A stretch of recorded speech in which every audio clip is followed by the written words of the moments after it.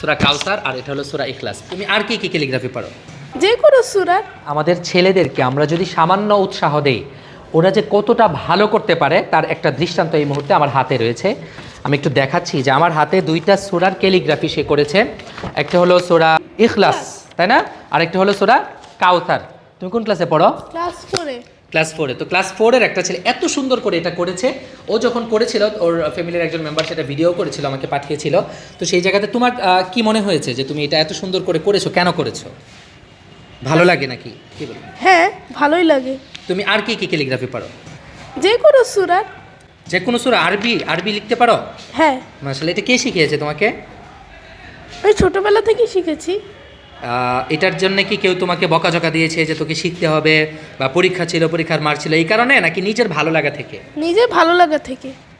অসাধারণ। আমি একটু দেখাই আপনাদেরকে, এই যে কাছ থেকে দেখেন, সূরা কাউসার, আর এটা হলো সূরা ইখলাস। শুধু তেমন কিছু না, আমি জাস্ট একদিন ওদেরকে লিখতে বলেছিলাম, সেই জায়গা থেকে সে এত সুন্দর করে লিখে এনেছে। তো আমাদের এই সকল ছোটো ছোটো শিশুরা খুবই প্রতিভার অধিকারী। জাস্ট এই প্রতিভাগুলোকে তুলে ধরা দরকার। আমি ঢাকা রেসিডেন্সিয়াল মডেল কলেজের অনেক ছেলেদের তিলাওয়াত, আজান, হামদনাথ এবং ক্যালিগ্রাফি তুলে ধরছি। তো এই যে আমাদের কি বলে হীরাগুলো, মণিমুক্তাগুলো, সেগুলোকে যদি সামনে না আসি, তাহলে আসলে অন্যান্য ছেলেরা উৎসাহিত হবে না।